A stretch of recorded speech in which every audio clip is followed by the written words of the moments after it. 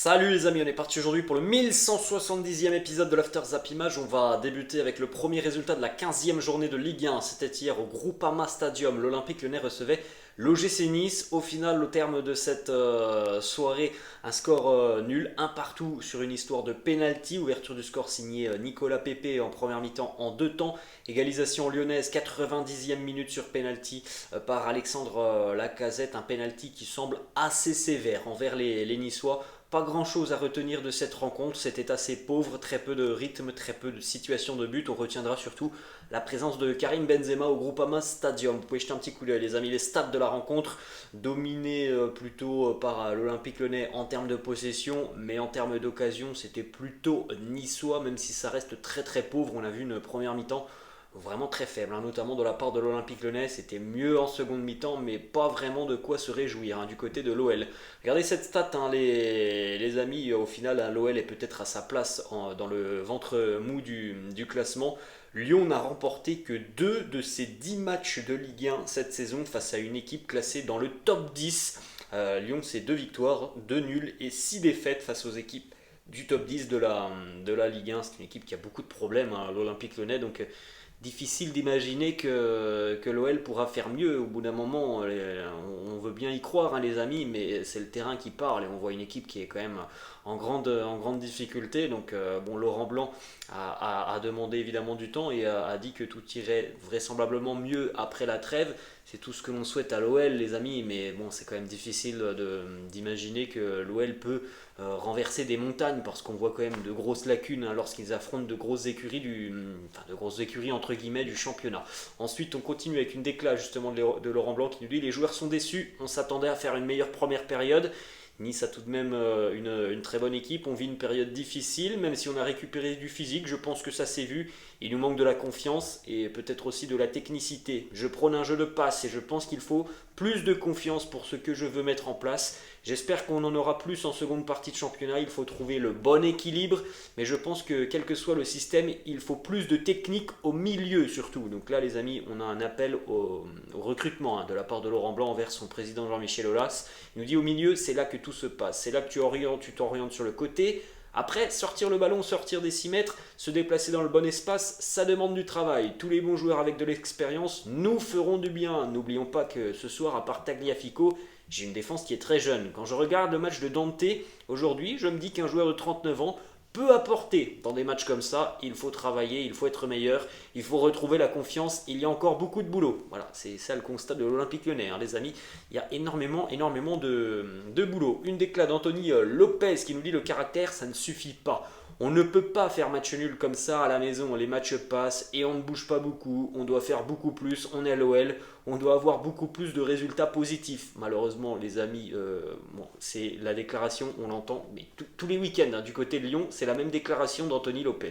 Ensuite, du côté de l'OGC Nice, Lucien Favre qui nous balance des déclats tout de même assez cash hier. Il nous dit j'ai dit que l'objectif de Nice, c'était d'avoir une équipe qui, dans 2 ans, sera prête à jouer la Ligue des Champions et à concurrencer le Paris Saint-Germain. Oui, il l'a dit, Lucien Favre, dans 2 ans, Nice doit concurrencer le Paris Saint-Germain. Hier, à l'issue de la rencontre, au micro de Prime, il s'est un petit peu énervé d'ailleurs. Lucien Favre, il a balancé son micro. Il nous dit aussi, il y a des choses que je ne peux pas dire, il manque des choses, c'est tout. Il a balancé le micro, donc on peut penser encore une fois que lui aussi est assez déçu du mercato de l'OGC Nice. On l'a dit hier, les amis, c'était une belle soirée pour Karim Benzema, une belle soirée aussi pour le Groupama Stadium qui a rendu hommage à l'un de ses prodiges. Le ballon d'or lui a été apporté par son ancien mentor, Bernard Lacombe. Très beau moment dans un Groupama Stadium qui était évidemment en fusion pour accueillir Karim. En plus de ça, on avait aussi l'anniversaire des Bad Gones, petite image aussi assez sympa, Karim avec le président Jean-Michel Aulas. On a vu aussi le Nouébé posé devant cette fresque murale là où il est né, là où il a grandi, dans la banlieue lyonnaise à Bron. Voilà donc cette fresque murale qui est assez impressionnante, les amis, qui a été réalisée évidemment par son sponsor Adidas, avec cette fresque du Nouébé avec le maillot du Real, le maillot de l'Olympique Lyonnais et cette légende grandir ici, devenir une légende. On va poursuivre les amis avec une petite déclat de Karim hier qui a rassuré tout le monde sur son état de forme en disant: j'ai eu quelques petites gênes, rien de grave. Il y a encore du temps d'ici au 22 novembre. Je serai en forme, prêt physiquement et mentalement. C'est tout ce que l'on souhaite les amis. Après, on ne peut pas nier qu'il y aura un problème de rythme pour Karim Benzema, qui depuis le début de saison n'a pas les moyens tout simplement, de par ses problèmes physiques à répétition, d'enchaîner et de prendre du rythme. Alors on espère que voilà, ça va arriver très rapidement pendant la phase de groupe. On poursuit les amis avec du côté du Paris Saint-Germain les 12 joueurs du PSG qui sont retenus pour disputer le mondial, mais qui ont encore un match demain. Paris affronte la JOCR. Christophe Galtier a répondu en conférence de presse: est-ce que demain face à la JA, des joueurs vont être laissés au repos? Galtier qui nous dit déjà premièrement: du turnover face à Auxerre, je ne vais ménager personne. Je n'ai aucun joueur qui est venu me voir pour me dire qu'il ne souhaitait pas jouer ce dernier match avant la Coupe du Monde. Autre déclat de Christophe Galtier sur une nouvelle possibilité du côté du Paris Saint-Germain. Alors on a déjà maintenant montré et présenté 2 systèmes. Christophe Galtier annonce que le PSG travaille sur un 3e système. Et il nous dit: j'ai une réflexion pour installer un 3e système de jeu, déjà pour surprendre nos adversaires. Je souhaite aussi donner aux joueurs la possibilité d'ajouter une autre animation pour voir ce qu'on peut faire de mieux pour être plus performant. Autre déclat les amis de Christophe Galtier qui nous parle de son équipe. Il nous dit: mon équipe elle est sérieuse, elle est structurée, mais parfois elle manque de concentration. Alors les amis, on va tout de même louer la première partie de saison du Paris Saint-Germain. Tout n'est pas parfait, mais on a une équipe qui est imbattable jusqu'à ce jour en Ligue des Champions. En Ligue 1, personne n'a réussi à faire tomber le Paris Saint-Germain. Ensuite, une autre déclaration de Christophe Galtier qui nous dit: nous avons entre 12 et 13 joueurs sélectionnés pour le mondial, en plus des Italiens et des jeunes. Les programmes seront adaptés pour chacun et on se retrouvera le 5 décembre. Donc le 5 décembre, retour à l'entraînement pour ceux évidemment qui ne participent pas au mondial. Autre information les amis qui concerne le Paris Saint-Germain, ça nous arrive tout droit du Brésil. ESPN Brésil qui annonce que le PSG a fait une offre officielle de 45 millions d'euros auprès de Palmeiras pour la jeune pépite Endrick. L'offre a immédiatement été refusée et rejetée par le club brésilien. Mais selon ESPN Brésil, le PSG va revenir à la charge avec une offre qui pourrait cette fois-ci avoisiner les 60 millions d'euros. On rappelle que les plus grands clubs européens sont sur le dossier. On se dirige les amis du côté de Marseille. Demain on a une très belle affiche pour clôturer donc, cette première partie de saison de Ligue 1. Monaco-Marseille, Igor Tudor qui nous dit: je pense que la clé de mon travail n'est pas de dire il faut gagner et avoir des victoires. Le plus important, c'est d'amuser le public et de procurer des émotions. Que les gens se disent que l'on a tout donné. Je ne pense pas qu'aux victoires. On voit un visage assez séduisant de l'Olympique de Marseille depuis le début de saison. Oui, il y a eu des erreurs, certainement les plus grosses en Ligue des Champions. Oui, il y a eu des moments difficiles pour l'OM, surtout assez récemment, où il y a eu une série assez difficile, où l'OM pourtant faisait de bonnes choses sur le terrain, mais n'était pas récompensé. Mais moi qui avais énormément de doutes en début de saison par rapport à la pré-saison de l'OM, je dois bien dire tout de même que je suis assez surpris du rendement de l'OM d'Igor Tudor, et ça c'est à mettre à son crédit. On enchaîne les amis et on va du côté de l'Espagne, une petite image du côté de l'Espagne, puisque la trêve elle est déjà sifflée en Espagne depuis 48 heures maintenant. Voilà une petite image du palmarès de Gérard Piqué au FC Barcelone, jeune retraité Gérard Piqué. Impressionnante image devant le Camp Nou avec tous les trophées remportés par Piqué tout au long de sa carrière avec les Blaugrana. On poursuit les amis du côté de l'Angleterre parce qu'au final ce week-end les amis, on joue partout sauf en Espagne, puisqu'en Espagne c'est Coupe du Roi ce week-end, donc en championnat on joue partout ce week-end et notamment en Première Ligue. 13h30 Manchester City Brentford, à 16h Liverpool recevra Southampton, Tottenham recevra Leeds, 18h30 un gros duel, Newcastle recevra Chelsea et puis à 20h45 Wolverhampton recevra Arsenal. On va démarrer du côté de Manchester City, une petite déclat de Pep Guardiola qui ne nous parle pas de la Première Ligue mais de la Ligue des Champions, avec une déclaration notamment qui concerne aussi le Real. Il nous dit: si on ne gagne pas la Ligue des Champions, eh bien on ne la gagne pas, c'est comme ça. Il n'y a que le Real Madrid qui joue pour gagner cette compétition. pression. Les autres clubs, on ne fait qu'essayer. C'est une belle déclaration de Pep Guardiola. Autre déclat sur la présence ou non d'Erling Haaland cet après-midi, donc à 13h30 face à Brentford. Pep qui nous dit Erling, il va mieux. Il sera évalué cet après-midi à l'entraînement. S'il est apte, il sera titulaire. Pour le moment, on n'a pas eu d'informations, les amis, sur la présence ou non d'Haaland titulaire cet après-midi pour le dernier match avant le mondial. On rappelle que la Norvège n'est pas qualifiée pour la Coupe du Monde. Autre information, les amis, ça concerne Newcastle. Le début de saison des Magpies est exceptionnel. Ça fait quasiment un an d'ailleurs que Newcastle est sur une forme vraiment méconnaissable depuis le début d'année 2022 et ils sont repartis sur les mêmes bases cette année.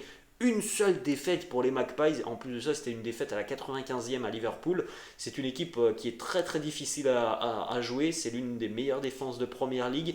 Miguel Almiron a été élu joueur du mois d'octobre en Première Ligue, le Paraguayen qui est en feu depuis de nombreuses semaines. Et puis on souligne aussi le travail de Elio qui a été élu entraîneur du mois en PL. Les Magpies qui font coup double, entraîneur du mois et joueur du mois. Direction cette fois-ci les amis, l'Italie avec une petite information qui concerne Franck Zambo Anguissa qui continue l'aventure avec le Napoli jusqu'en 2025, prolongation de 2 saisons supplémentaires pour un joueur qui franchement a de très très bonnes sensations et a retrouvé la confiance depuis qu'il est du côté napolitain. Direction l'Allemagne les amis, pour quelques informations du côté du Bayern Munich. Premièrement, Sven Ulreich, la doublure de Manuel Neuer, prolonge jusqu'en 2024 au Bayern. On a une petite déclat hier de Julian Nagelsmann en conférence de presse qui nous a parlé de Sadio Mané, dont on reparlera dans quelques instants. Il nous dit « Le Sénégal aimerait qu'il joue, mais s'il souffre, il ne peut pas jouer. La santé est au-dessus du football. Sadio va réaliser d'autres examens dans 10 jours pour voir comment il récupère. La santé, c'est plus important que le football. » Julian Nagelsmann qui nous parle aussi des déclarations dont on a parlé hier de Benjamin Pavard qui a fait état tout simplement d'envie de départ. En tout cas, il a dit pourquoi pas tenter un nouveau challenge à l'étranger. Nagelsmann nous dit je viens de l'apprendre. Il est relativement normal pour un joueur en situation de fin de contrat de penser à changer de club. Ce n'est pas la première fois que cela se produit, ce n'est pas dramatique. Petit résultat hier, le duel des deux Borussia. Gladbach recevait Dortmund. Nouvelle désillusion pour le Borussia Dortmund, battu 4-2 par Gladbach, à noter un but pour Rami Bensebaini, un but pour Manu Koné, un but aussi pour Marcus Thuram, son 10e cette saison. Côté Dortmund, Julian Brandt et Kevin Schlotterbeck. On va terminer les amis cette vidéo avec des informations qui concernent la Coupe du Monde. Encore une fois, des listes sont tombées. Hier, on a eu notamment la liste d'un des grands favoris pour moi, l'Argentine de Léo Messi. Vous pouvez faire un petit arrêt sur image évidemment que Léo est présent dans la liste. On note aussi tout de même la présence de Paulo Dybala. Il a été touché il y a quelques semaines assez sérieusement. Il est tout de même présent. Lautaro Martinez aussi par exemple est présent, Julian Alvarez, bref il y a beaucoup de qualité dans cette sélection argentine. Des déclarations de Lionel Messi qui nous dit on sait que nous pouvons gagner mais pas que nous allons gagner avec certitude comme le pensent tous les Argentins. Il y a une énorme pression du côté du pays. Il nous dit il se passe toujours des choses lors d'un mondial que vous ne pouvez pas imaginer, vous n'avez qu'à penser au premier match et non aux autres. Je ne suis pas du genre à faire des promesses. Dieu est celui qui décide de ce qui arrivera. Je ne pense qu'à cela. Voilà les mots du numéro 10 argentin qui nous dit aussi il y a une grande anxiété dans sa famille comme dans tout le pays. Sa femme Antonella lui demande Thiago regarde tout le temps des vidéos de l'équipe nationale. Il regarde le calendrier. Il me met une pression terrible. Lionel Messi qui met aussi en garde ses coéquipiers. Ce groupe, il est similaire à celui de 2014, quand on a atteint la finale. À partir de là, j'ai compris qu'il fallait croire en un groupe fort comme celui-là, et aussi qu'il est important de bien démarrer pour la suite de la Coupe du Monde. Ce groupe est devenu fort lorsque nous avons perdu contre le Brésil en Copa América 2019. Lionel Messi qui nous dit « On est tous très excités, on sait que c'est un grand moment, qu'on est dans un grand moment, mais il faut savoir que c'est une Coupe du Monde et que c'est très difficile à gagner. Dans un match, tout peut arriver, il y a des détails qui marquent. » Voilà, Lionel Messi qui essaye de concerner tout le monde parce que du côté du pays en Argentine, visiblement, il y a un excès de confiance. La sélection, elle fait des choses exceptionnelles depuis 3 ans, mais voilà, Léo Messi veut surtout que ses coéquipiers ne tombent pas dans cet excès de confiance. On rappelle que l'Argentine va certainement dépasser, en tout cas on leur souhaite, dépasser le record tout simplement du match consécutif sans défaite détenu par l'Italie depuis 2 ans maintenant, puisque les Argentins, me semble-t-il, j'ai plus le chiffre en tête, mais je crois qu'ils sont sur 34 ou 35 matchs à l'heure actuelle consécutifs sans la moindre défaite, et ils vont potentiellement, hein, les amis, pendant cette phase de groupe, devenir recordman du monde.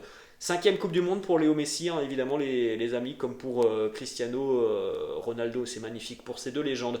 On continue avec la sélection espagnole. Les amis, vous faites un petit arrêt sur image pour découvrir tout ça. Présence d'Ansu Fati, présence de Morata, présence aussi de Asensio, Koké, Pedri qui sont présents. On a aussi Gavi. Il y a beaucoup de jeunes promesses, hein, du côté de la sélection espagnole. A noter que le sélectionneur Luis Enrique a tout de même laissé à la maison Thiago Alcantara, Sergio Ramos, David De Gea et Gérard Moreno, par exemple. On enchaîne avec cette fois-ci la liste des Pays-Bas du côté de la sélection néerlandaise. On fait partie aussi, hein, des équipes qu'il faudra suivre, hein. C'est un gros outsider, les Pays-Bas. Il y a quand même du talent dans cette équipe.